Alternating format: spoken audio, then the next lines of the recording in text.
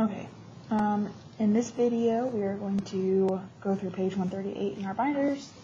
This is talking about similar figures. This is our second day.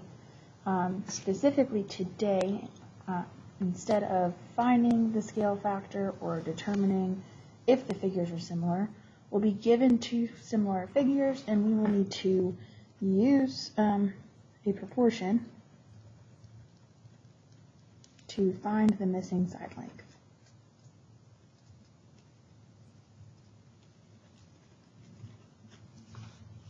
That's E.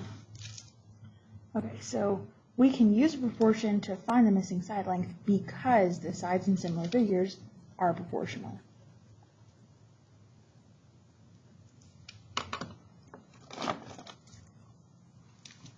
Looking at this first example, I know that these are two similar figures, and that means that all the corresponding sides are proportional. So the ratio between this orange side and this orange side is the same as the ratio between this pink side and this pink side, because the pink sides are in matching positions of each of those triangles, their corresponding sides. And this blue side is corresponding to this blue side, so the ratio between this blue side to this blue side is the same as the ratio of 6 to 12 is the same as the ratio between this orange side to this orange side. Remember, ratios are just fractions. So if I choose to start with 6, 6 goes with 12, just like this 7 goes with x. Because these figures are proportional, I know that these ratios are equal, these fractions are equal. Now we have a simple proportion that we can solve, and we can use that to solve for x. So we will cross multiply 6 times x, or x times 6, 12 times 7. Those are equal to each other. X times 6 is just 6x. 12 times 7 is 84. Now we divide both sides by 6 to isolate the variable.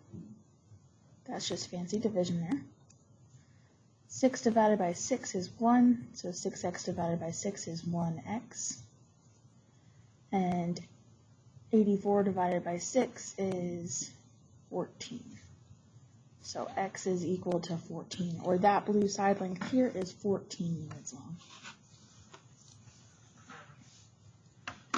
The trick is making sure that you are looking at corresponding sides. So if I look at the next example here, I've got two similar figures. I know their side lengths are proportional, but it's the corresponding sides that are proportional. You'll notice these triangles are facing different directions. This triangle is pointing down and this one's pointing up. This pink side here, called S, corresponds with the 2.1 up here.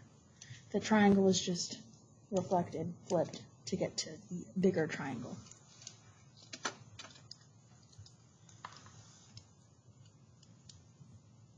So this 3.4 is corresponding to this 10.2, and then the side that's not labeled corresponds with this other side. Now I can set up a proportion. I'll look at the pink sides. We have 2.1. 2.1. That's really hard to tell. That's a 2.1. 2 1/10 corresponds with S, just like we took from the small triangle first, so we'll use 3.4 in the numerator. Corresponds with 10.2. The sides are proportional, so I know that these ratios, these fractions, are equivalent or equal. Now I can solve. We've got 2.1 times 10.2 equals S times 3.4.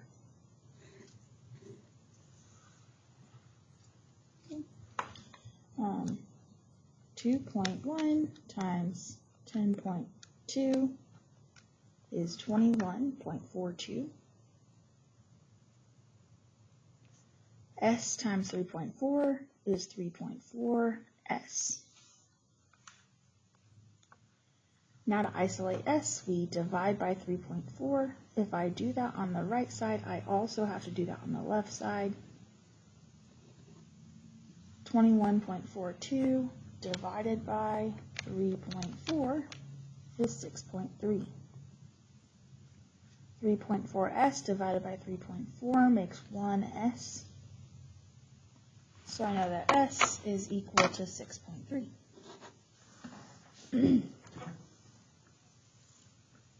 I really like this third example of the triangles here because they've labeled the angles. So we know which angles correspond with which. That means we can easily determine which sides correspond with which. So we've got the hypotenuse here corresponds with the other hypotenuse. So you'll notice these triangles are also facing different directions. This leg corresponds with this leg.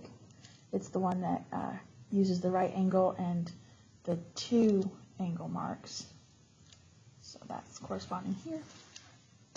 And then the longer leg touches the right angle and the 1 angle mark. So the right angle and the 1 angle mark there, 3.6. Now I'll use a proportion. I'm going to kind of make this look a little wonky. We've got 6.5 corresponds with 3.9. We're using from the bigger triangle first. So next we have 6 from our pink side corresponds with 3.6 from the smaller triangle. We also have a blue ratio. X from the first triangle corresponds with 1.5 from the second triangle. Because these shapes are similar, I know all of these fractions or ratios are proportional, or equivalent, sorry. So this ratio is the same as this ratio, it's the same as this ratio. When I'm solving proportions, it's kind of unconventional to have 3 of those. I just want you to realize you could pick to use the orange sides or the pink sides, up to you. I'm going to use the pink sides, there's less decimals there, which makes my math a little easier. So I've got 6 times 1.5 equals 3.6 times x. 6 times 1.5, I believe it's 9. 3.6 times x is just 3.6x. To isolate x, we will need to divide both sides by 3.6. Divide both sides by 3.6. Now I've got 9 divided by 3.6 on the left, which is 2.5. On the right, 3.6 divided by 3.6 is 1, so this leaves us with a 1x, or just x. So x is equal to 2.5.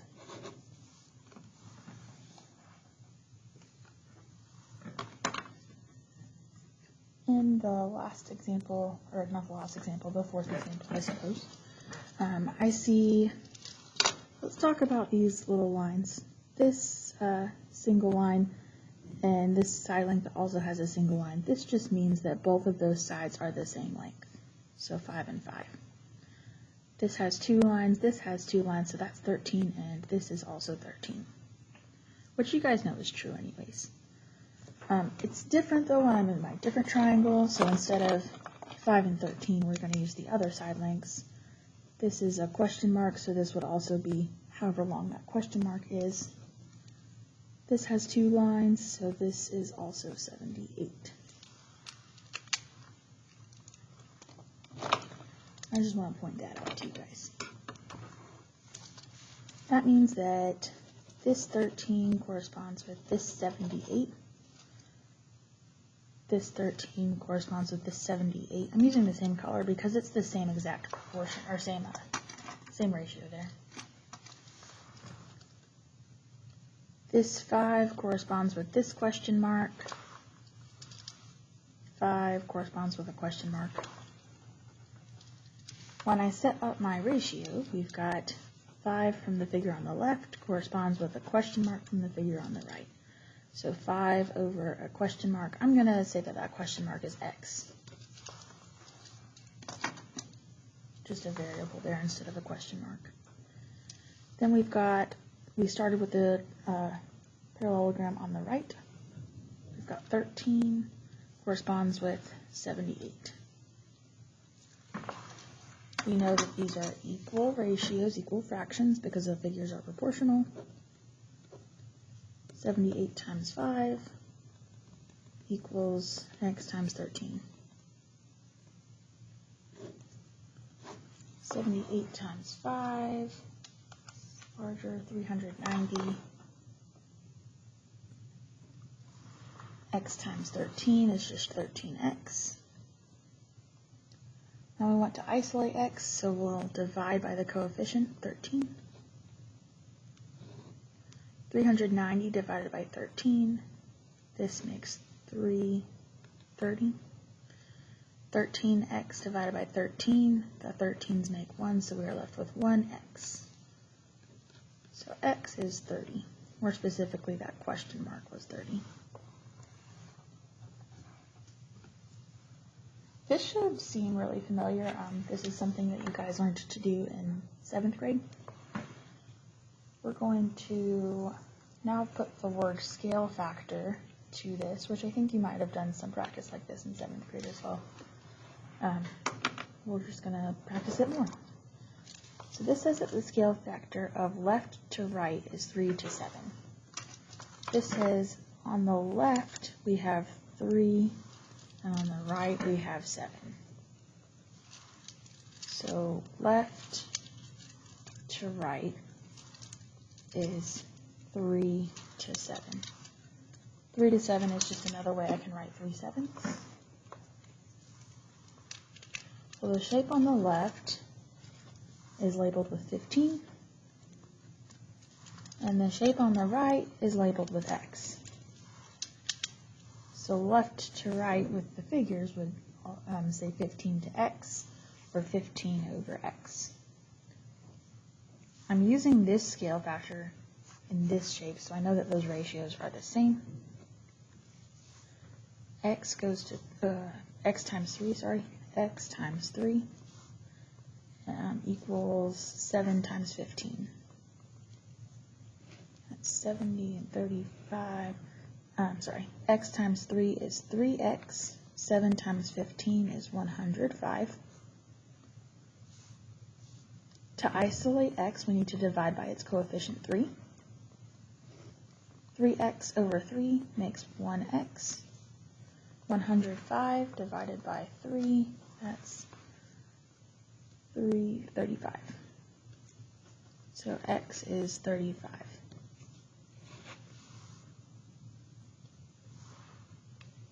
Again, this says left to right. So I'll put all of my left things in blue, and I'll put all of my right things in pink. The way to write this left to right ratio as a fraction is L over R, left over right, or 2 over 5 equals the left side 12 over the right figure x. So we've got x times 2 equals 5 times 12. X times 2 is 2x, 5 times 12 is 60. Divide by the coefficient to isolate x. 2x over 2 is equal to 1x. 60 over 2 is 30. X is 30.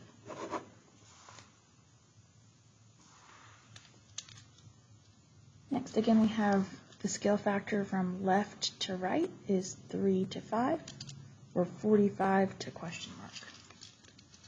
Again, I'm just going to call that question mark. This time I'll use y.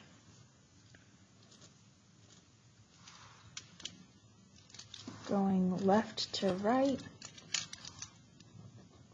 we have 3 to 5, or 45 to what I'm calling y.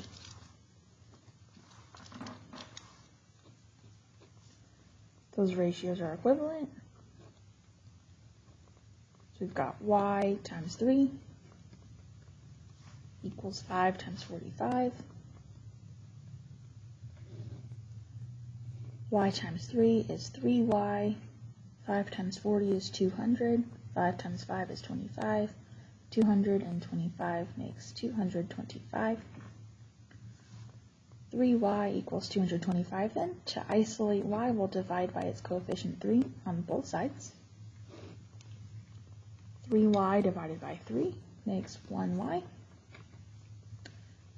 225 divided by 3, that's 7, would get us 21, so we have 1 left over. 3 into 15 is 5.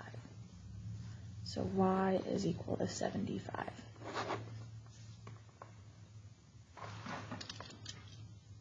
I encourage you to pause the video and try this next one on your own before viewing me go through the example. Again, we have left to right, or 3 to 5, 12 to 60, or question mark to 15. Left to right, 3 to 5, 12 to 60, or question mark to 15. So you can do this either way, how we looked at in the top 4 examples, or how we looked in the bottom 3 examples. I personally like using the scale factor, left to right. These are the 3 different fractions you could have come up with. 3 to 5, 3 to 5.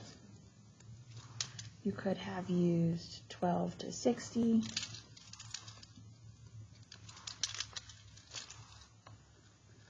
And then you'll need to use question mark in 15. I'm going to call that question mark z. Z to 15.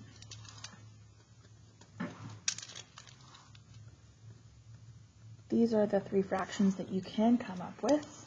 You certainly need to use this fraction because it's got our variable in it, and I'm going to use this one as well.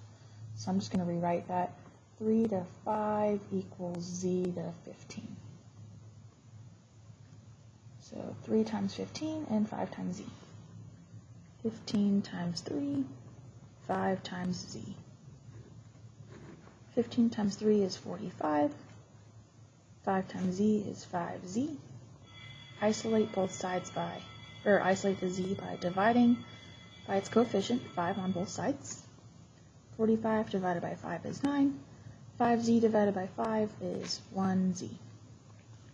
So z is equal to 9. Please note that your homework is front and back tonight. Don't forget that back page. I think there's only like 10 or 12 questions, something like that. If you have questions about the content in this video or about the homework, questions, concerns, comments, please feel free to send me a Schoology message, email me, or drop a comment on the video. And I'll get back to you as soon as I can.